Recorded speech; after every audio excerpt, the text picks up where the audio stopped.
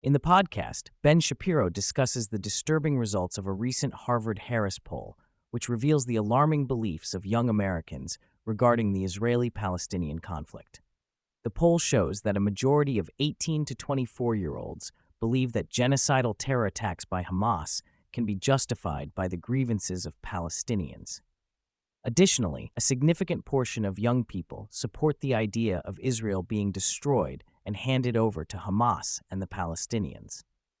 Shapiro attributes these troubling beliefs to the indoctrination of young people with the ideology of intersectionality, which posits that white people are oppressors and non-white people are victims.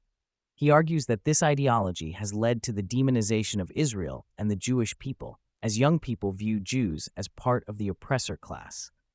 Shapiro criticizes the educational system for promoting this ideology and blames parents for failing to teach their children critical thinking and principles of tolerance and diversity. Shapiro points out that the radical left has been successful in promoting the idea that all thoughts are equally valid and that dissent is the essence of a good society. This has led to the radicalization of young people who have been taught to view the world through the lens of oppressor versus oppressed. He highlights the case of a family where the children have turned against Israel and their Jewish heritage due to their parents' progressive and anti-Israel beliefs. Shapiro discusses Israel's military operations in response to Hamas attacks, including the deployment of troops and the destruction of a Hamas terror tunnel. He criticizes the United States for pressuring Israel to scale back its military campaign, arguing that Israel is justified in defending itself against Hamas aggression.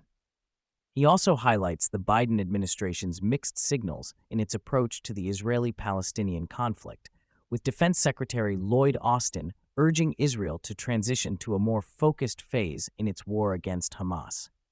Shapiro addresses the issue of civilian casualties in the conflict, pointing out that Israel has made efforts to protect both its soldiers and civilians, while facing the challenge of Hamas using human shields.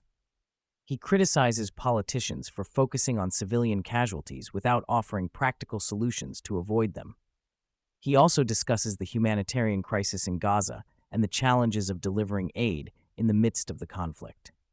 Shapiro also touches on the situation in Yemen, where the Houthi militia poses a significant threat to global shipping. He discusses the Biden administration's contemplation of using military force in response to the attacks on commercial shipping by the Houthis, highlighting the need for a global coalition to address the threat. Shapiro continues by discussing the ongoing negotiations in the Senate over a $15 billion spending package. He highlights the Democrats' reluctance to pass a bill that includes border security provisions, which he attributes to their desire to keep the border issue alive as a political strategy. Shapiro suggests that Democrats are intentionally stalling negotiations in order to polarize the American population around the border issue and paint Republicans as racist. Shapiro then addresses comments made by former President Donald Trump at a rally in New Hampshire. Trump's remarks about immigration and border security have been criticized by the media and Democratic politicians, who have accused him of using racist and inflammatory rhetoric. Shapiro argues that Trump's comments are being deliberately misread, as he believes that Trump is referring to Democrats, not immigrants, when he talks about poisoning the blood of our country. Shapiro points out that the media and Democratic politicians are using Trump's comments to further their narrative that he is a racist and a divisive figure. He suggests that their goal is to paint Trump and the Republican Party as intolerant and discriminatory in order to rally support from certain demographics. Shapiro also criticizes the Democrats for prioritizing their political strategy over the needs of the country, as they are unwilling to pass a bill that includes border security provisions. Shapiro also discusses the ongoing controversy surrounding Hunter Biden and his business dealings, which continue to be a source of criticism for the Biden administration. He highlights the potential impact of Hunter Biden's actions on the Biden campaign and the Democratic Party as a whole, suggesting that it could be a liability for them in future elections.